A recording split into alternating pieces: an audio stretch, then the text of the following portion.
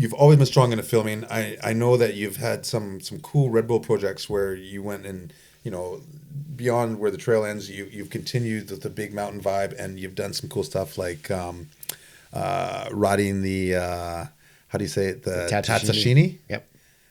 Which was like a river rafting trip, finding different locations along the way, going from the Yukon into BC into Alaska, and doing a bunch of heli bumps up on rowdy lines. And I know Wade said that he went with you and Carson Storch and Cam Zink and No, Tyler McCall. Tyler McCall. Yeah. Thank you. And you guys, I think he said he got like 30 heli bumps for the time that he was with you guys. It was fun. And just like gnarly, big mountain, rod, Yeah. free riding. Oh, it was the best. And how many heli bumps did you get on that trip? Probably more than 30, because he was only there for part of the trip, wasn't it? I don't think it was 30. I'd say maybe 15 each. Yeah. Oh, only 15. Yeah, right? And it's pretty surreal up in those areas, and those are like the trips where I've had a few, my handful of those trips that you're just like, is this happening? Yeah. Just so unreal. So you're scouting them from the raft and whatnot, and then you're scouting them as well as best you can from the heli.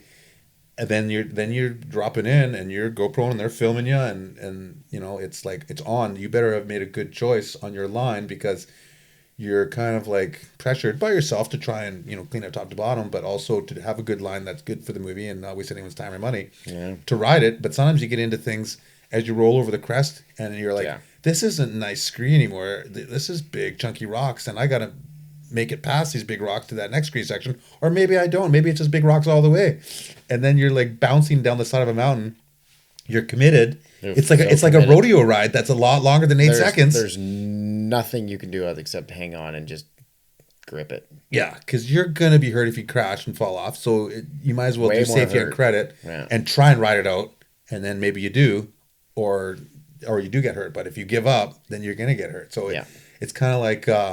But at the same time, like I remember the one line in particular, it was kind of like, okay, I'm going really freaking fast right now.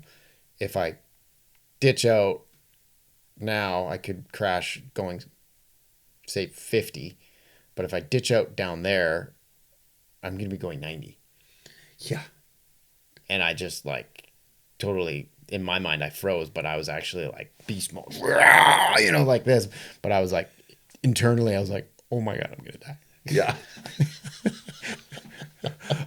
Like the moment I came over and I was just like, I just came into it too hot, and it was not the traction that I thought it was. It was like, I rode a line just over here on the mountain, and it was like just super sick traction. And then I like bumped one over here, and the heli thought that I was going here and to the filming, and I went here. Don't tell me they missed the shot. They did. Oh no. They caught me on the bottom just coming out, but like the top was like still one of the rowdiest lines I've ever done. Of your life. Yeah. It was like I came over it and it was just coming in too hot, and I was like, this is a bad idea. Yeah. And I had like 1,000 feet to go. Oh my God. And the GoPro never does it justice. Never. No. Wow. Sorry, GoPro. Yeah. You rule, but. So compare that to north of Nightfall, where you went up and did some of these lines were 2,500 feet, 3,000 feet up in the Arctic Circle. Yeah. Very expensive to get back there, because it was super. Are we on a battery change? Check one. Yeah. So compare the Tatshenshini to the North of Nightfall video that you did. That was with Zink and Ton Van Steenberg and Carson Storch and yourself. Yeah.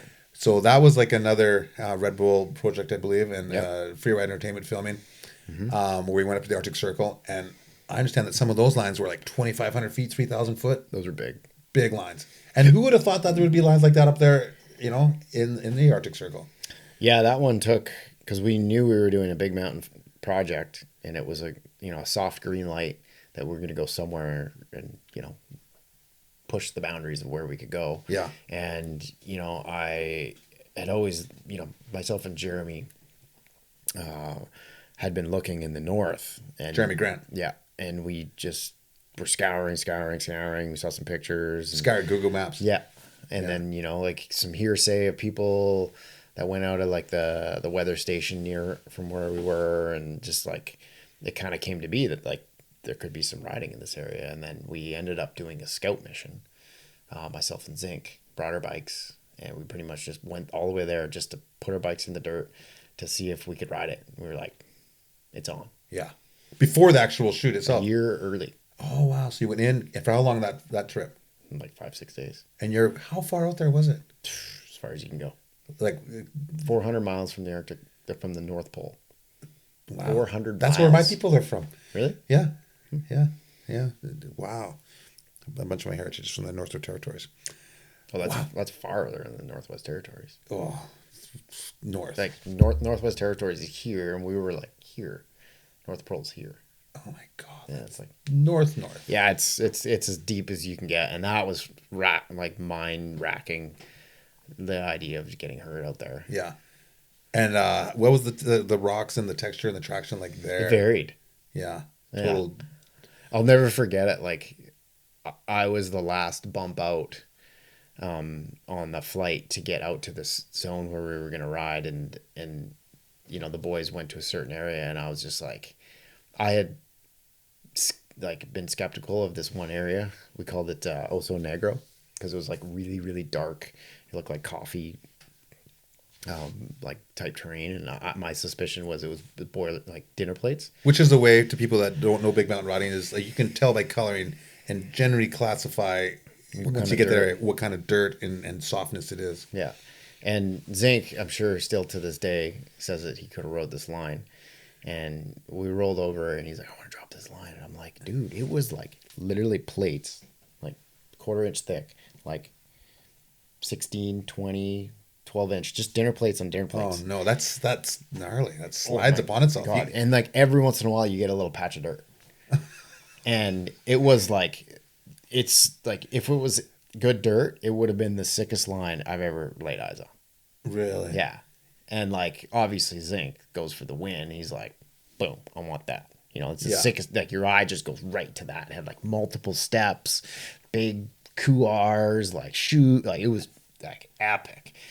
So we go up there, and he's like, I'm going to drop in. I'm like, in my mind, I'm like, how can I break this to him that that's not rideable? Without come across as a dick. Because you're days and days from hospital. And not just that, I'm like, I personally didn't think that it was rideable. Yeah. And obviously Zink, give him all the credit in the world, he pulls out of some stuff that I'm just like, wow, I didn't think he was going to ride that out. That is rideable. Right? But I was like, man, I don't want to see my friend get really hurt out here because we're far, and this could end really, really bad. So I was like, okay, just give me this. Let's go over here where it's like half the slope, like degrees. Same color?